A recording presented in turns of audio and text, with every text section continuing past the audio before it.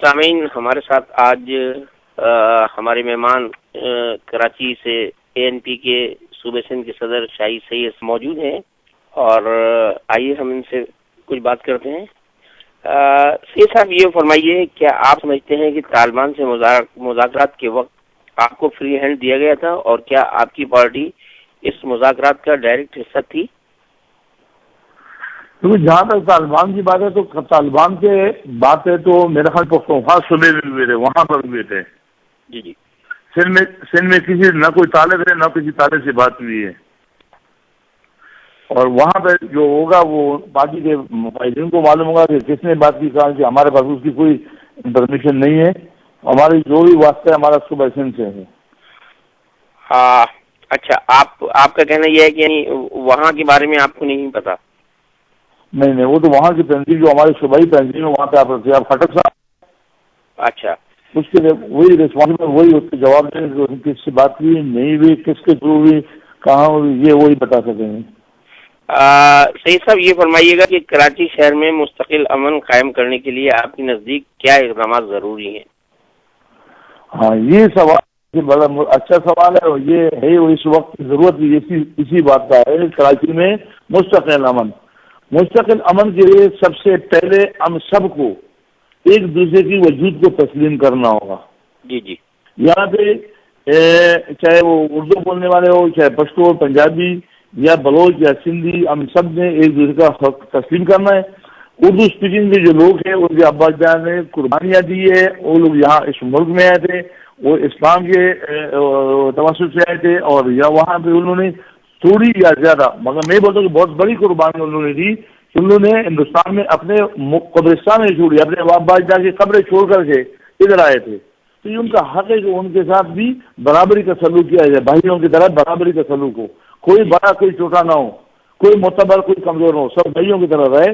ہمیں ہم سب کو اس کی حق بھی ماننا چاہیے، اور ان کو بھی کراچی میں جو بھی لوگ آباد ہے، چاہے وہ جس شعبے سے واسطہ سے، پاکستان کے آئین کے مطابق جس بندے کا جس شعبے میں جہاں پر بھی وہ کاروبار کریں، رہائش کرے یا وہ بزنس اختیار کرے تو وہ کر سکتا ہے۔ اسی طریقے سے ان کو بھی شیپ کرنا ہوگا۔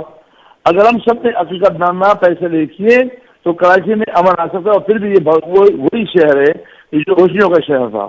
میں یہ سمجھتا ہوں کہ ہم اور ہمارے اردو اسپیکنگ کے بیچ میں کوئی تضاد نہیں ہے، ہماری کوئی اقتصادی جنگ نہیں ہے۔ جو کام میرا قوم، میرے محلوم جو پختون کام کرتے ہیں، وہ کام وہ نہیں کر سکتے، وہ یا کڈے کھودنا ہے، یا چوکیداری کرنی ہے، یا گاڑی چلانا ہے۔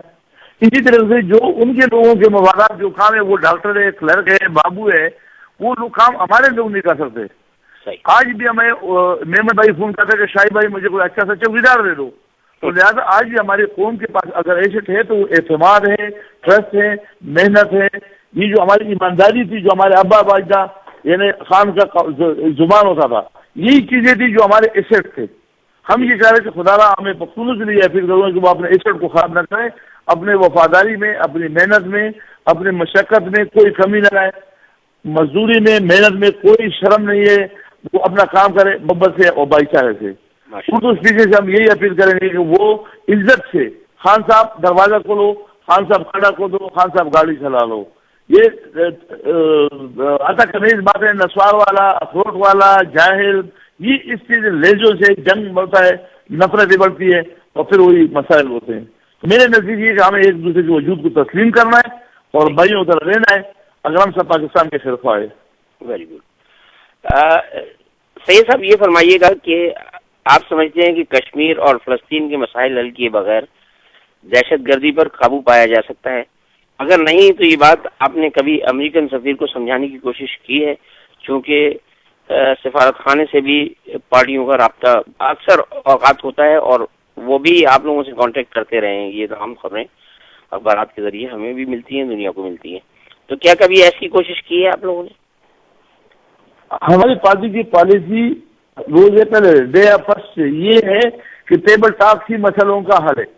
بادشاہ بابا نے یہی بات کی تھی کہ آپ کشمیر میں بھی ٹیبل ٹاک کریں، جبکہ اس وقت سیاسی مولوی ایک عالم دین ہے جو رسول اللہ کے مسئلے پہ ہوتا ہے، وہ ہمارے ماں باپ کی طرح ہے، لیکن وہ سیاسی مولوی جو سیاسی کریڈٹ لینا چاہتے تھے، انہوں نے بادشاہ خان کو غدار کافر کہا، اور رشیا کا جو ہندوستان کا ایجنٹ کہا، اور اس وقت جلینوں نے اس کو غدار قرار کے جیلوں میں ڈالا تھا۔ ہم آج بھی اسی پالیسی پہ کہ اگر کشمیر کا مسئلہ ہے، فلسطین کا مسئلہ ہے، اس کا واحد حل ٹیبل ٹاک ہے اور وہاں کی عوام کی رائے ہے کہ اس کو سنا جائے، ان کے مرضی کے مطابق فیصلے کیے جائے، ان کے عوام زیادہ اکثریت سے۔ بدقسمتی یہ کہ ہم تو جمہوریت کی بات کرتے ہیں مگر جمہوریت پہ چلتے نہیں ہیں، وہاں کے لوگ عوامی کی رائے لے کے اور وہی فیصلے کیا جائے تو وہ بہتر ہے۔ باقی دنیا کے لیے بھی، مسلمانوں کے لیے بھی اور پاکستان ہندوستان دونوں کے لیے بھی یہ بہتر ہے کہ ہم اس پہ ٹیبل ٹاک کریں اور جو فیصلے ہیں وہ بیٹھ کے حل کریں۔ جنگ یا اس طریقے سے یہ جو مسئلے ہے یہ کسی کا حل نہیں ہے، یہ لڑنا یا 100 جنگوں کے بعد بھی ٹیبل ٹاک کرنا ہے۔ ہم نے کشمیر کے اوپر بھی بات کی، جب 2 جنگیں ہماری ہوئی ہے، وہ سن 65 کی ہوئی ہے چاہے 71 کی، دونوں جنگوں کے بعد ہم نے پھر بھی ٹیبل ٹاک کیا، تو اب کیا تو وہی نا جو ٹیبل ٹاک، لیکن یہ خون خرابے اور تباہی کے بعد ہم نے پھر ٹیبل ٹاک کیا، تو لہٰذا ہم یہ چاہتے، ہماری پالیسی یہی ہے کہ اب ٹیبل ٹاک کرے۔ ہم جب بھی امریکن کانسلیٹ والے سے یا کسی نمائندے سے ملے ہیں، ہم نے ان کو یہی مشورہ دیا ہے کہ بھائی ٹیبل ٹاک کرے، باتوں سے جو مسئلے ہوتا ہے وہ حل ٹیبل ٹاک ہے۔ یہ کچھ لوگ، کچھ پارٹیاں وہ خواہ پیسے بٹور رہے ہیں۔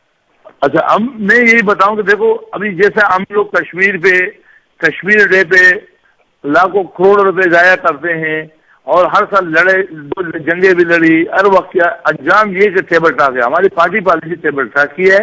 ہم جب بھی امریکن کانسلیٹ گئے یا کسی نے بھی ہمیں بلایا اور کسی سے ہم نے بات بھی کی تو ہم نے ان کو یہی بتایا کہ سارے مسئلوں کا حل ٹیبل ٹاک ہے۔ ہم کل بھی کہہ رہے تھے، آج بھی وہی بات کر رہے ہیں کہ یہ بات ٹیبل ٹاک ہی سارے مسئلوں کا حل ہے، چاہے فلسطین ہو چاہے کشمیر میں ہو، وہاں کے لوگوں کی رائے لینا چاہیے اور اس کے مطابق فیصلے کرنا چاہیے۔ اگر ہم اپنے ٹی وی میں خود برملا کہیں گے کہ بھئی ہم جہاد کرتے ہیں کشمیر میں ہندوستان کے خلاف، ہم جہاد کرتے ہیں افغانستان میں نیٹو افواج کے خلاف، تو کیا یہ ٹی وی ریڈیو باقی دنیا کے چینل نہیں دیتے ہوں گے؟ تو کیا ہندوستان سے یا امریکہ سے نیٹو سے پھر ہم خیر کی توقع کیوں کریں؟ ظاہر ہے وہ بھی پھر ہمارے ساتھ وہی کرے گا۔ تو لہٰذا یہ ان باتوں سے، ان سیاستوں سے پہ کرنا لاشوں پہ، اس سے مسئلے حل نہیں ہوں گے۔ جنگوں سے تباہی ہوتی ہے، ملک ختم ہوتی ہے، جنگوں سے نقصان ہوتا ہے، جنگوں سے بربادی آتی ہے۔ تو ہماری خود یہ کوشش ہے کہ ہم امریکہ کو یہی کہتے ہیں کہ بھائی آپ ٹیبل ٹاک کریں اور جہاں پہ ہے لوگوں کی رائے معلوم کر کے اس کے مطابق فیصلے کیا جائے۔ سید صاحب یہ فرمائیے گا کہ کیا آپ کی جماعت بھی ڈرون حملوں پر گورنمنٹ کی طرح کمزور موقف رکھتی ہے؟ کیونکہ امریکہ پاکستان گورنمنٹ کی رضا کے ساتھ اپنی پالیسیوں پر عمل پیرا ہے۔ کوئی امریکہ کے کسی بھی لیڈر نے کوئی معذرت خواہانہ رویہ اختیار نہیں کیا، کلیئرلی کہا ہے کہ جہاں یہ دہشت گرد جائیں گے وہاں ہم ان کا پیچھا کریں گے۔ اب ہماری آبادی میں یہ دہشت گرد نہیں ہے، الحمدللہ جتنا خون بہا ہے ناردرن ایریاز میں وہ بے گناہ خون بہا ہے وہاں، اور جتنا بھی کچھ وہاں آپریشن ہوا ہے آپ جانتے ہیں کہ وہاں کے لوگوں کو بے انتہا مشکلات کا سامنا ہوا ہے۔ ایک جنگ ہے وہاں جو ان پر مسلط کی گئی ہے۔ آپ کا اس بارے میں کیا موقف ہے؟ ہمارا موقف یہ کہ یہ حکومت کی غلط پالیسیوں کا نتیجہ ہے۔ پچھلے 30 سالوں سے آپ یہ کر کے آ رہے ہو، آپ رشیا اور امریکہ کے جنگ میں کود پڑے تھے، یہ بات تو اب ساری دنیا کو پتہ چل پڑا۔ اپنے ہاتھیوں کی جنگ میں اپنا حصہ لیا اور وہ آج آپ کے گھر میں آئی ہے۔ اس میں کوئی شک نہیں کہ بے گناہ لوگ مارے جاتے ہیں، مگر اس میں بھی کوئی ڈاؤٹ نہیں ہے کہ غیر ملکی آپ کے پاس بیٹھے ہوئے رشین، چیچک، ازبک، تاجک، دنیا بھر کے آپ نے نرسری کیوں کھولی، کیوں آنے دیا؟ آپ اپنے ملک کو نہیں چھوڑے۔ ہم امریکہ کو تو قصوروار ٹھہراتے ہیں اور امریکہ ہے غلط، ہم غلط کہہ دیں گے، لیکن یہ کہ آپ کے کیا قصور نہیں بنتا کہ آپ نے یہاں نرسری کیوں بنائی ہے؟ آپ غیر ملکیوں کو کیوں چھوڑ دو؟ غیر ملکی جائے ہمارے ملک سے، بھیج دو ان کو، نکالو، پھر ہم بات کریں۔ تو ایک طرف سے آپ نے غیر ملکیوں کو یہاں پہ نرسری بنا کے رکھا ہوا ہے۔ دیکھو اس وقت آپ کو ایک اور بھی چیز کلیئر کروں، وہ افغانستان جو کل تک آپ کا ایسا من تھا کہ آپ نے ہمارے 30 لاکھ مہاجرین رکھے ہیں اور آپ نے ہماری مدد کی، آج وہ افغانی آپ سے نفرت کرتے ہیں۔ وہ کہتے ہیں کہ ہمارے ملک کو آپ نے ڈسٹرب کیا، آپ نے ہمارے اوپر ڈالر دیے۔ اس جولت کی غلط پالیسیوں کا نتیجہ ہے، اور اس پالیسی کی وجہ سے پچھلے 25-30 لاکھ پختون مارے گئے، اور اس کے باوجود ابھی بھی بس نہیں ہوا۔ ابھی وہ افغانستان کی آگ آپ کے اپنے صوبے میں آیا ہے، ہمارے اپنے پاکستان میں آیا، اور اس کی تفتیش جو ہے بھی اسلام آباد اور لاہور اور پنجاب میں بھی شروع ہو گیا۔ سید صاحب یہ بتائیے گا کہ کراچی کے اطراف میں خاص طور پر سوراب گور سے آگے جتنا بھی ایریا ہے اس میں اکثر اور بیشتر